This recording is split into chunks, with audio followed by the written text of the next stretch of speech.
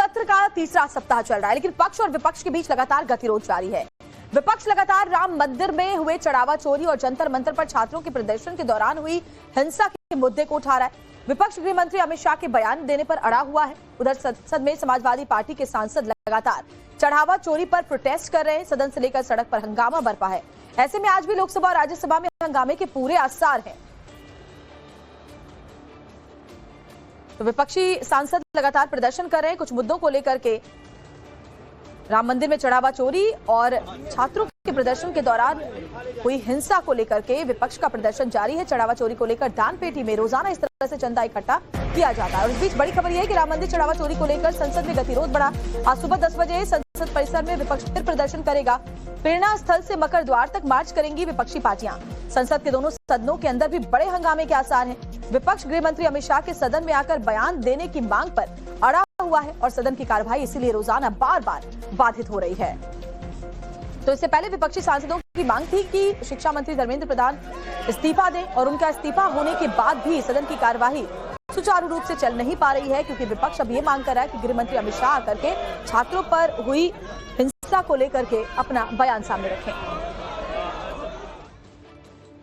संसद में चढ़ावा चोरी को लेकर समाजवादी पार्टी लगातार प्रोटेस्ट कर रही है। समाजवादी पार्टी के सांसद बीजेपी के खिलाफ जमकर हमलावर हैं। भारतीय जनता पार्टी ने राम मंदिर ट्रस्ट बनाया और उसमें जो अपने लोग रखे उन्होंने पूरा दान राम मंदिर का चोरी कर लिया। ये दान लोगों की आस्था है और भगवान प्रभु राम का ये दान है। तो इस दान में जो लोग लिप्त हैं उनको सजा हो, कड़ी से कड़ी सजा हो और कार्रवाई हो, क्योंकि हम लोग को पूरा शक है जो जिन लोगों ने वहाँ ट्रस्ट बनाया वही जांच कर रहे हैं और रिपोर्ट भी किसके हाथ में जाती है, उन्हीं लोगों के पास जाती है जो ट्रस्ट चोरी हुई है। कितने आभूषण चोरी हुए हैं, जो जमीन में घपले हुए हैं वो किसके अकाउंट में पैसा गया, जो न जाने कितने करोड़ रुपए जमीन के घपले हुए हैं। तो सवाल इस बात का है। यहाँ पे तो हम एक चीज बता रहे हैं आप लोगों को कि वाकई में बहुत ही गंभीर बात है, क्योंकि कहीं ना कहीं ये देश की जो भावनाओं से खिलवाड़ किया है भारतीय जनता पार्टी के लोगों ने और उनसे जुड़े हुए संगठनों ने। तो हम चाहते हैं कि ये चीज साफ होकर आए, क्योंकि आफ्टर ऑल ये देश का पैसा है, देश के लोगों का पैसा है। ये देश के जो लोग हैं जिन्होंने बहुत ही भाव के साथ, बहुत ही डिवोशन के साथ जो अर्पित करा है। मॉनसून सत्र का तीसरा सप्ताह चल रहा है, लेकिन अभी तक सत्ता पक्ष और विपक्ष के बीच गतिरोध लगातार बरकरार है। विपक्ष अपनी 3 मांगों पर अड़ा हुआ है। सरकार भी विपक्ष पर हमलावर है। हमारी मांग तो पहले से एक ही है कि हम ये चाहते हैं कि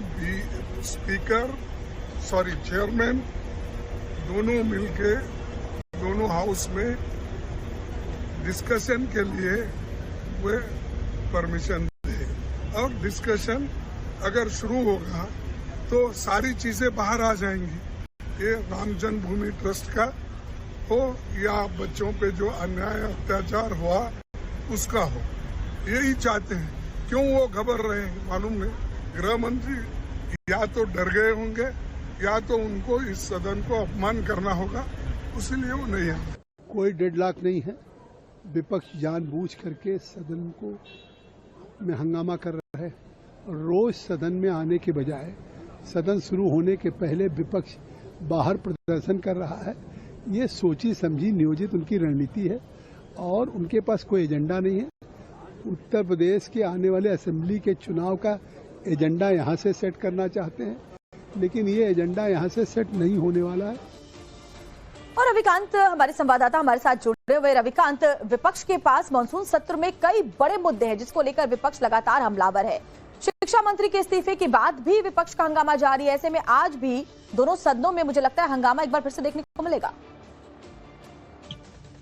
देखिए श्वेता, अगर पिछले 2 सप्ताह की बात करें तो अपना रुख ना तो विपक्ष बदल रहा है, ना ही सरकार की तरफ से कोई अप्रोच किया जा रहा है। हालांकि सरकार ये कह रही है कि हम बातचीत के लिए तैयार हैं, आप आइए, हर मुद्दे पे चर्चा कीजिए। लेकिन विपक्ष जो है वो इस बात को लेकर एडमेंट है कि जब तक गृह मंत्री सदन के अंदर दोनों सदनों में स्टेटमेंट नहीं देते हैं कि नीट पेपर लीक में जो दिल्ली पुलिस की कार्रवाई हुई उसके लिए ऑर्डर किसने दिया था, उसके लिए कौन जिम्मेदार है, तब तक हम सदन को चलने नहीं देंगे। वहीं कुछ पॉलिटिकल पार्टियां ऐसी हैं जो अपने राज्यों के एजेंडे को लेकर लोकसभा के अंदर प्रोटेस्ट कर रही है। उसमें समाजवादी पार्टी है जो चंदा चोरी को प्रमुखता से यहाँ पर उठा रही है और उस पर चर्चा की डिमांड कर रही है। ये 2-3 मुद्दे ऐसे हैं जिन पर गतिरोध बना हुआ है।